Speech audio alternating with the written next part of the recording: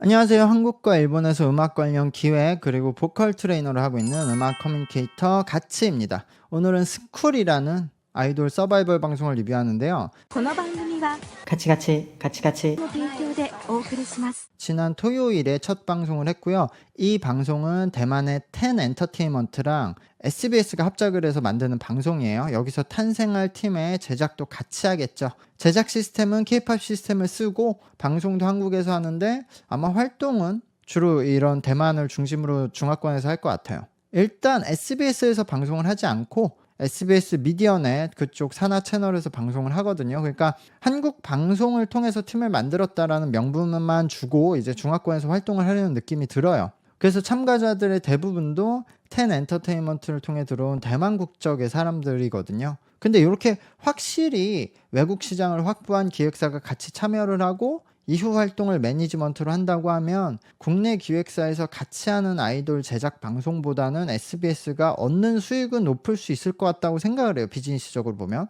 그러니까 SBS는 그래서 그런지 어쨌든 한 달 정도 후에는 중국의 엔터테인먼트랑 합작하는 오디션 방송도 예정이 되어 있습니다. 그리고 이 부분에 대해서 뭐 외국의 엔터테인먼트 다른 나라 시장에서 우리 채널을 통해서 팀을 제작하는 걸 민감하게 생각하시는 분들도 있는데 저는 그 방향이 일본의 모 팀처럼 되게 나쁘지 않으면 그냥 이렇게 일반적으로 하는 것 자체는 저는 오히려 도움이 되는 측면이 있다고 생각하는데 이건 뭐 나중에 얘기를 하고요. 이게 중국의 위TV, 그러니까 웨이보에서 계속 해주는 건지 모르겠는데 1화는 해주는 것 같아요.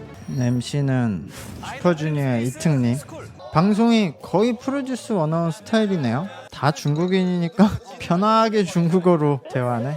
아, 양선타. 아, 얘는 SNS에서 이쁘게 나오겠네 얼굴이.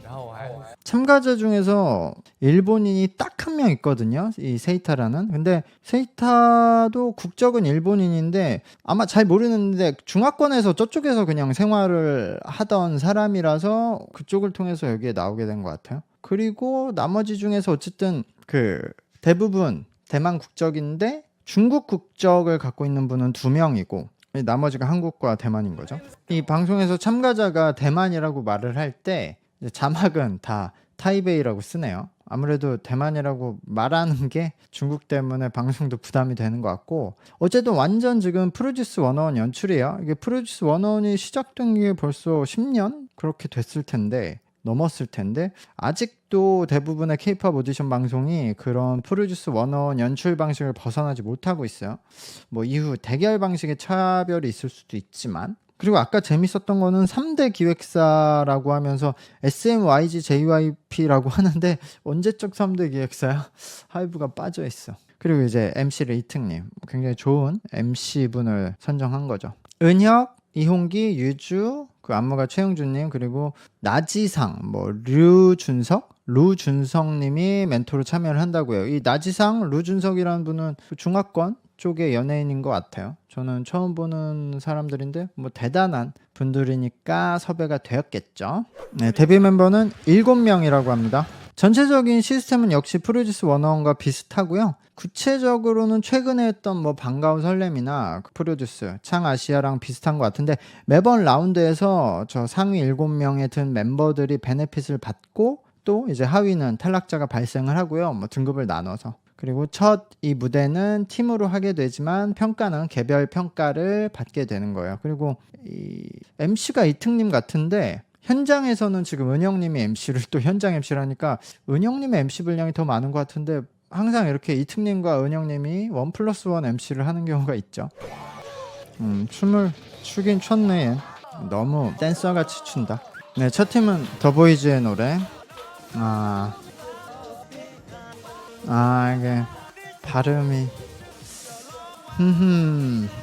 그래 이게 어려워요. 그 소년 판타지 봤을 때 느낌이 또 다시 생각나는데 우선적으로 외국인들이 외국어로 노래를 하는 게 굉장히 어려워요. 이게 그냥 코인 노래방 가서 그 J-팝 가사 보고 부르는 그게 아니에요. 발음이 한국어가 어렵기도 한데 거기에 이제 춤을 추면서 가사 없는 상태에서 외워서 외국어를 불러야 되거든요. 특히 이게 춤을 추면서 노래를 외국어 발음으로 한다는 게 엄청나게 어려워지는 일이에요. 그래서 그런 것들을 감안하고 봤을 때 뭐 엄청 못하진 않지만 그래도 이 선곡의 문제인 것 같은데 특별한 느낌이 있는 친구도 크게 이렇게 받지는 못하거든요. 댄스 실력은 서로 차이가 있는 것 같아요. 그러니까 못하는 멤버도 있고 뭐 괜찮게 하는 멤버도 있는데 특히 보컬은 전체적으로 좀 리듬 감각이 없이 그냥 동요 부르듯이 불렀어요. 이게 발음이 어렵고 하니까 그냥 또 춤추면서 불러야 되니까 그냥 뱉는 거죠. 그래서 어쨌든 전체적으로 퍼포먼스가 이 어색하고 아마추어적인 느낌이 들긴 했어요.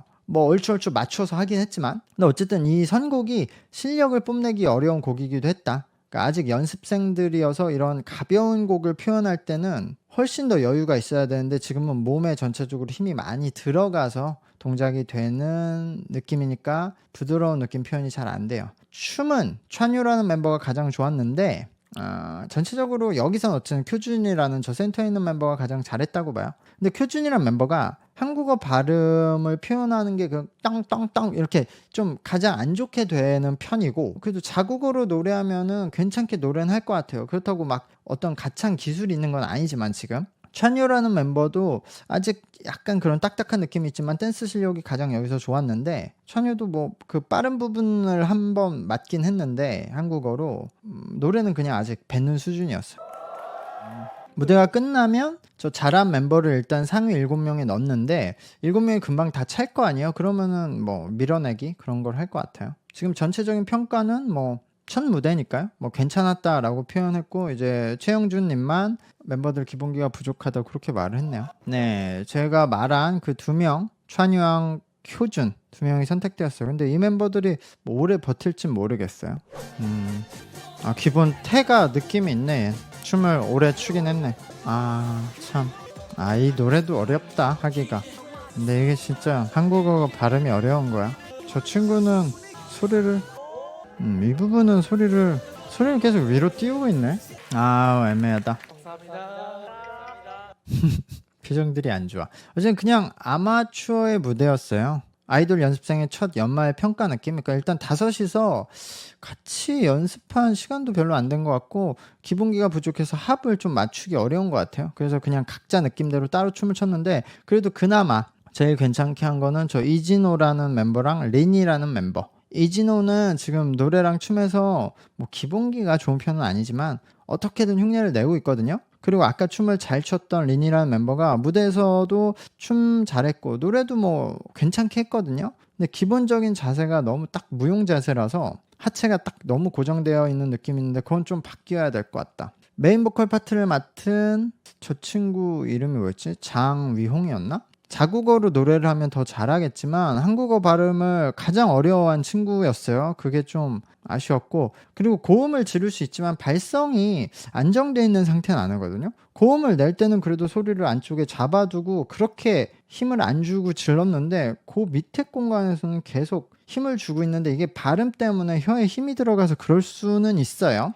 어쨌든 그래서 저거는 좀 더 봐야 되지만 그 발음을 감안하더라도 어쨌든 조금 발성은 수정해야 될 부분들이 많이 보이는데 그래서 지금 자국어로 노래를 해도 막 노래 실력이 충분하다 하지는 않을 것 같지만 충분히 수정을 통해서 발전은 가능할 것 같다라고 생각이 듭니다. 그래서 어쨌든 전 여기서는 만약에 선택을 한다면 이진호 님이 가장 괜찮다고 보여요. 그 평가는 각자 그냥 멋있는 척에 집중해서 따로따로 놀았고 가사의 감정 표현이 전혀 안 됐다. 가사 숙지가 안 됐다. 그런 평가가 나왔고 그 탑7에는 장휘용 님이 선택을 받았어요. 어쨌든 가장 어려운 파트를 맡아서 해냈으니까 그런 이유였어요. 여긴 쏘리쏘리를 2명이서 하네. 둘 다 박자를 다른 방식으로 틀려. 이렇게 진짜 쏘리쏘리야. 쏘리쏘리. 그냥 열심히 했는데 둘 다 노래도 춤도 배우는 과정 같아요. 그나마 린용이라는 분이 댄스는 조금 나은데 노래는 둘 다 그냥 처음부터 배워야 하는 상태예요. 린용이가 탑7에 들어간 것 같아요. 전체적인 평가는 기본기가 둘 다 부족하다. 근데 린용이 연습생이 그 댄스의 선이 깔끔하다 그런 느낌이었어요. 근데 정말로 춤을 추면서 외국어로 노래하기 어려워요. 이건 계속 제가 반복해서 강조를 하려고 하는데 외운 가사를 그냥 내뱉듯이 하는 것이 그냥 뱉는 것이 한계인 멤버들이 많을 거예요. 그러니까 거기서 무슨 감정 표현이나 리듬 감각을 표현하기 어려울 건데 어쨌든 해내는 사람은 그러면은 플러스가 되는 거죠. 요즘 아이돌 오디션에서 이런 어린 멤버들이 인기가 많아요. 최종 멤버에 들어가는 횟수도 늘고 있어요. 네, 라이즈의 노래. 아, 이건 춤도 너무 할 게 많은데 노래도 계속 불러야 돼, 빠르게. 세이탄 참 여유 있네. 셋 다 잘했어요. 춤이 너무 격렬하니까 노래를 할 때 좀 헉헉대긴 했는데 장단점이 달라서 누가 잘한다고 하기 어려웠고, 우선 춤은 디움이라는 멤버가 아까 소개 영상을 보면 굉장히 가장 잘하는 것으로 보이고 무대에서도 잘하긴 했는데 뭐 춤에 대해서는 라인이 깔끔하고 기본기가 좋은 상태인 것 같아요. 본인의 몸 컨트롤도 잘하고. 근데 보컬은 셋 중에서 가장 떨어지는 것 같고, 이 무대에서는 춤 실력도 다른 멤버들과 큰 차이를 보여주지 않았거든요. 그냥 살짝 더 여유가 있다, 뭐 기본기가 있다, 뭐 그 정도였고, 그리고 이 지금 세이타는 춤 실력도 좋으면서 뭐 지금은 뭐 아직 뭐가 있진 않지만 보컬의 가능성도 있는 것 같아요. 소리를 그냥 가볍게 던지는데 그게 막 많이 흔들리지 않게 잡고 잘 부르거든요. 전체적으로 무대를 여유 있는 느낌으로 했기 때문에 그냥 딱 봤을 때 세이타가 가장 잘했다라고 볼 수 있을 것 같아요. 그리고 마지막 그 라이언이라는 멤버가 무대에서 굉장히 좀 힘들어 했거든요. 헉헉댔는데